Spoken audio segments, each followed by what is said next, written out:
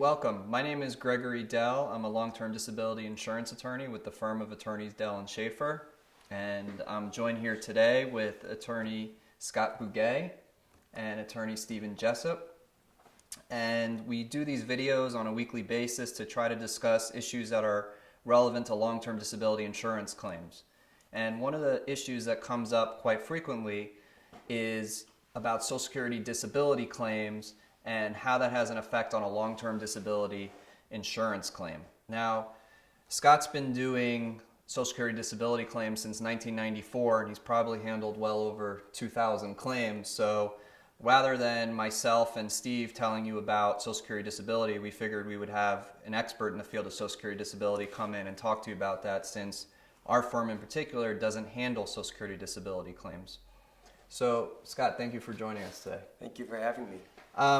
Before you got here today, I was telling you that one of the things that happens most common is that we see claimants that are approved for Social Security disability, but yet they're denied on their long-term disability claim. And we wanted to get an understanding as to what's the definition of disability in order to be eligible under Social Security disability claims. So could you tell our viewers a little bit about what's required in order to get approved for Social Security disability benefits? Sure. Social Security has a 5-part test to determine if a person is eligible for benefits, and that's called a sequential evaluation. The first part of the test is whether the individual is engaging in substantial gainful employment. The second part of the test is whether a person has a severe impairment as defined by Social Security. The third part of the test is whether they meet one of the medical listing of impairments. Social Security has medical listings for each impairment, and if the person either meets or functionally equals one of those listings, they are considered disabled. Once we get past the third step, we look at vocational considerations. The fourth step is whether a person can do their past job, their past relevant work. And the fifth step is, given the person's age, education, and type of work that they used to do in the past, is there another job that exists in significant numbers in the national economy that they can perform? Okay, we regularly hear, and I think whether it's from clients or anyone who's just filing Social Security disability claim, that Social Security never approves anybody, at least the first time. Is there any truth to that, or what's your understanding from your years of experience about whether or not they actually do approve people? That's a very interesting question, because there are many meritorious claims that get denied at the initial level, and there are many meritorious claims that get denied a second time at the reconsideration level. And there are also many meritorious claims that get denied at a hearing level.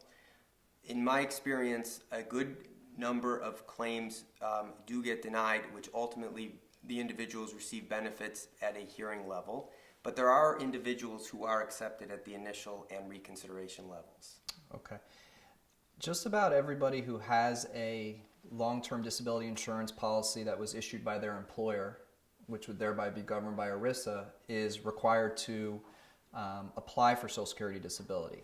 And if many of these people are denied, can you tell us a little bit about the appeal process for Social Security disability that a claimant would expect to go through, and talk a little bit about the time frame and how that process works if they're denied at the initial level? Sure. As you mentioned, the initial step is to file a claim, and it may take on average 3 to 5 months for a decision to be rendered on that claim. If denied, the individual can file a reconsideration. That too can take 3 to 5 months on average for a decision.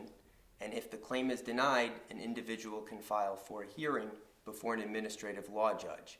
The initial two claims, the initial two levels rather, are determined by state agency determinations. And then if denied the second level, a person files for a hearing where they go before an administrative law judge. The timing to get before the administrative law judge varies depending upon the region and the location where the individual resides. It could take less than a year once a hearing is filed, and it could take more than a year. In some administrative law situations, it could take a couple of years to get before a judge. Okay. We have, today, for example, we brought in a sample from a long-term disability policy. And in there it says that final denial of your claim means that you've received a, quote, notice of denial of benefits, end quote, from an administrative law judge. What level is that in what you were just explaining to us? Sure, that's the third level. And the first level is made by someone at what's called DDS, the Office of Disability Determinations, which is a state agency. The second level is the same thing. A decision is made by someone at a state agency. And then the third level is the hearing level. Currently, the agency is called the Office of Disability Adjudication and Review. Okay, so the third level would be where the administrative law judge makes a final determination? That's correct. And on average, how long would it take a person to get from their initial application through an administrative law judge making a final determination of approval or denial? Right. Again, that varies depending on the region. It could take anywhere from a year to several years. Okay, so on average it would be at least a year? It can be at least a year. Okay. And for a person who's applying for Social Security disability benefits, I think you said something earlier about they have to be disabled at least 12 months or be expected to be out for at least 12 months. How long on average does it take to get approved for a claim from when a claimant files their initial application for Social Security disability? Social Security has a durational requirement. You have to have a disability that lasts or is expected to last at least at least a year. If a person is out of work for, let's say, only a couple of days, they can file for disability, but Social Security has to make a determination as to whether that disability will last or is expected to last at least a year or result in death. All right. So from the time someone initially files until they reach a decision, the first level, how long does that usually take? That can take on average anywhere from 3 to 5 months. It could take less, it could take more. We see a lot in our claim denials of long-term disability insurance claims that the claimants are denied because they only have subjective evidence of their disability and no objective evidence. Take, for example, somebody who has fibromyalgia, which is a condition where there really is no objective evidence or test that can show, hey, this person has fibromyalgia. Do you see a similar type high level of denial of claims of people who have mainly subjective conditions versus objective conditions? I think those conditions are very difficult for Social Security to evaluate. Someone with an objective condition is a lot easier. For example, someone who's blind, it's very easy to tell a person whose vision is less than 2200, which is one of the standards for Social Security. It's much more difficult for Social Security to determine the extent of what's called a non-exertional impairment, such as the fibromyalgia, as to what you're describing. And in my experience, I've seen a high number of individuals come to me with non-exertional impairments, such as fibromyalgia and depression. All right. How does a claimant who's applying for Social Security disability determine the amount of their monthly benefit if they were to get approved? Well, there's two types of benefits. There's disability benefits and there's supplemental security benefits.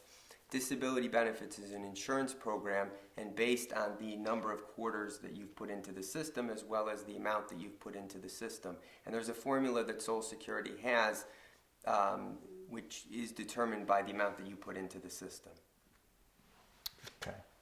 Well, I wanted to thank you for coming here today and talking to us about Social Security disability, and if you'd like to tell some of our viewers a way that they could get in touch with you, if you have a phone number or website you'd like to share with them, please let us know so that we can share that with them here today. Thank you, Greg. I just also want to add that if you've been denied Social Security, you should not be dejected. It's very common. It happens a lot, and you should not be discouraged, and you should diligently pursue your claim. You're more than welcome to contact me at 1-800-323-6290, or you're welcome to look up my information at Scott at bugaylawfirm.com.